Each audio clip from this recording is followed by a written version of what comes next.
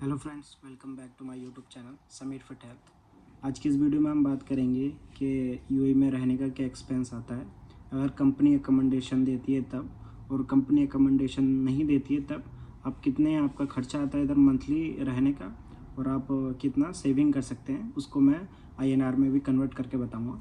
बाकी इससे पिछली वीडियो में हमने बात की थी कि अभी करंट सिचुएशन क्या है जॉब को लेकर, और कितना अभी सैलरी मिल रहा है कितना नहीं मिल रहा है। अगर आपने वो वीडियो नहीं देखी तो आप मेरी प्लेलिस्ट में जाके पिछली वाली वीडियो जाके देख सकते हैं। इस वीडियो में हम जो भी खर्चा आता है उसके ऊपर बात करेंगे। तो चलिए वीडियो को स्टार्ट करते हैं।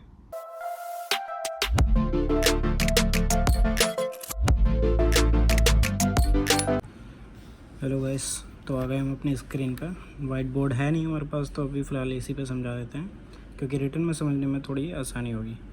तो बेसिक इससे पहले मैं थोड़ा सा आपको बेसिक इन्फॉर्मेशन बता देता हूँ। जो अभी फ़िलहाल 1 दिरहम है वो 2450 रुपीज़ का चल रहा है। मतलब अभी जो 1 दिरहम है वो 24 रुपीज़ 50 रुपीज़ चल रहा है, ठीक है। AED का मतलब होता है अरब इमराती अरब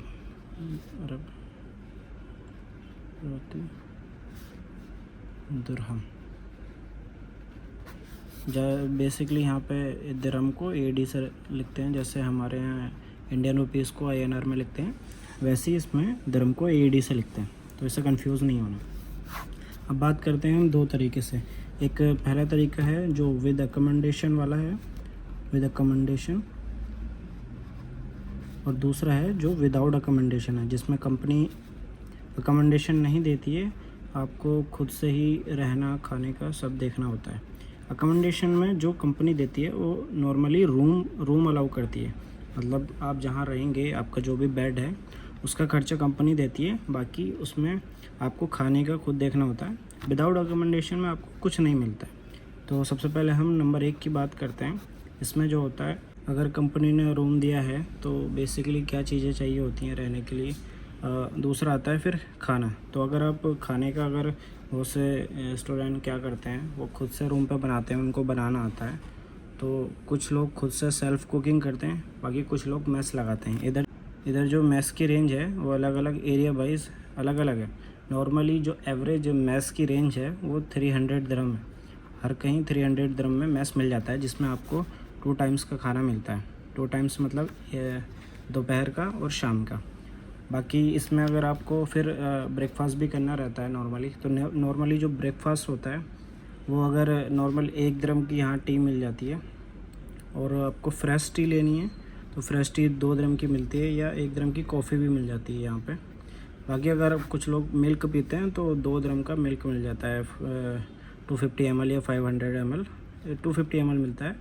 जिसको जो मिल्क पीते हैं वो पी सकते हैं। तो नॉर्मल एक दिन का जो एवरेज मॉर्निंग का जो ब्रेकफास्ट का है वो 3 दिरहम आता है। तो 3 दिरहम आता है तो टोटल 30 डेज़ होते हैं। अगर 1 मंथ का लगाएं, ये सब ध्यान रहे, ये जो सब हम बता रहे हैं एक्सपेंस, ये 1 मंथ का बता रहे हैं। तो अगर तीन आता है एक दिन का, तो 30 दिन का होगा 90 दिरहम। 90 दिरहम यानी महीने का ब्रेकफास्ट का खर्चा आ जाता है। मतलब एवरेज मान लें तो 100 दिरहम एवरेज आ जाता है। तो एक ये हो गया 300 दिरहम, और एक ये हो गया 100 दिरहम। ये जो अगर कंपनी अकोमोडेशन देती है तो ये फूड अलाउंस ये आ जाता है। लगभग टोटल जो आता है फूड का खर्चा जो आता है वो 400 दिरहम आ जाता है, ठीक है। अब दूसरी बात करें, जब कंपनी अकोमोडेशन नहीं देती है तो तब क्या करें, तब कितना आता है खर्चा। तो सबसे पहले देखा जाता है रूम। इधर रूम एरिया वाइज सबसे अलग अलग सबकी रेंज है। दुबई के अंदर जो नॉर्मल बेड स्पेस मिलता है, बेड स्पेस जिसमें मैं स्क्रीन पे फ़ोटो लगा दूँ, आप देख लेना। बेड स्पेस इस तरह से रहते हैं, ये बेड स्पेस होता है। तो इनका नॉर्मली जो दुबई के अंदर रेंट होता है वो 500 दिरहम रहता है, ठीक है।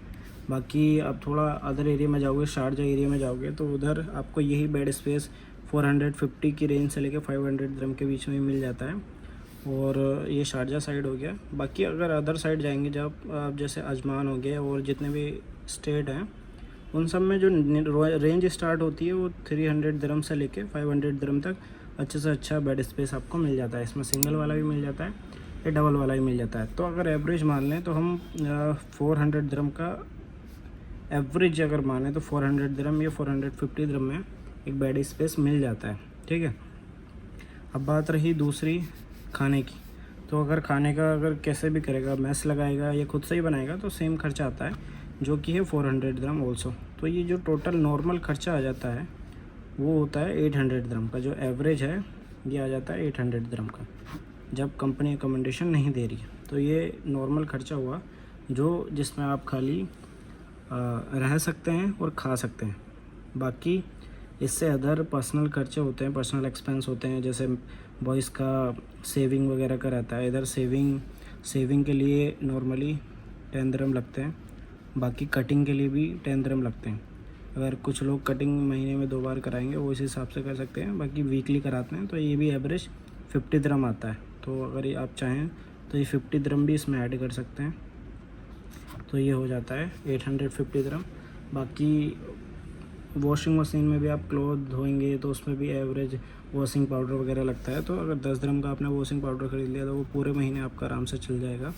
तो अगर वो भी ऐड करें तो प्लस 10 दिरहम इसमें ऐड हो जाएंगे।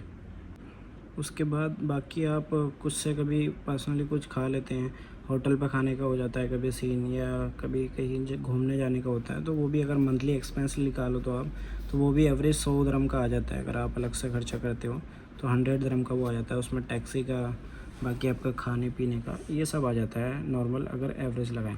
तो ये टोटल होता है 800 प्लस 50 प्लस 10 प्लस 100, ये टोटल होता है 960। तो आप अगर थोड़ा ठीक खाएंगे पिएंगे, सही से रहेंगे, हेल्थ मेंटेन रख के रहेंगे, तो 1000 दिरहम का आपका एवरेज एक्सपेंस आ जाना है।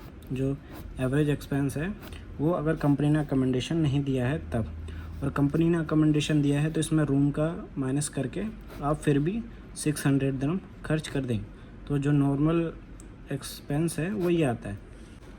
तो जो नॉर्मल एक्सपेंस है विद अकोमोडेशन जो आ रहा है वो आ रहा है 600 दिरहम का। बाकी विदाउट अकोमोडेशन है तो उसमें एवरेज 1000 दिरहम का एक्सपेंस आ जाता है मंथली, जो कि अगर रुपीस में कन्वर्ट करें 2450 अभी चल रहा है, तो 600 इंटू 2450 ये आएगा 14,700 रुपये, और ये वाला आ जाएगा 24,500। ये एवरेज एक्सपेंस आ जाता है अगर रुपीस में बात करें तो, ठीक है। अब एवरेज सैलरी हम 3000 लेके चलें तो जो भी फार्मासिस्ट की या असिस्टेंट फार्मासिस्ट की जो भी है इंसेंटिव मिला के या फिर बोनस मिला के जो भी है वो 3000 अगर एवरेज लें, तो इसमें अगर 1000 का आपका एक्सपेंस हो रहा है तो आपका बचेगा 2000 दिरहम। 2000 दिरहम होता है 24 से, अगर 2000 का 2450 से मल्टीप्लाई करेंगे तो 49,000, यानी एवरेज 50,000 आप सेविंग कर सकते हैं मंथली। तो ये एक एवरेज 3000 दिरहम के हिसाब से मैंने आपको कैलकुलेशन करके बता दिया। बाकी आपकी जितनी भी सैलरी है आप उसी हिसाब से इसमें कम बढ़ती कर सकते हैं। एवरेज एक्सपेंस बता दिया मैंने, आप उसी के हिसाब से अपनी सैलरी में से माइनस करके निकाल सकते हैं कि आप कितना सेविंग कर सकते हैं मंथली। ये एक्चुअल सेविंग है जो लगभग इतने के आसपास ही होता है। ज़्यादा कोई ज़्यादा हायर थिंकिंग नहीं रखना है कि इतना सेव हो जाता है, इतना सेव हो जाता है, क्योंकि विदेश में खर्चे ज़्यादा रहते हैं। आप कितना भी कंट्रोल करोगे खर्चे इधर हो जाते हैं, घूमने जाना या कुछ और बाहर खाना, तो इन चीज़ों पे ज़्यादा खर्चे होते हैं। तो इस हिसाब से जो एवरेज बचते हैं वो इतना ही बच पाता है। आप कितना भी रोक के भी अगर खर्चा करेंगे तब भी एवरेज इतना सेविंग हो पाता है।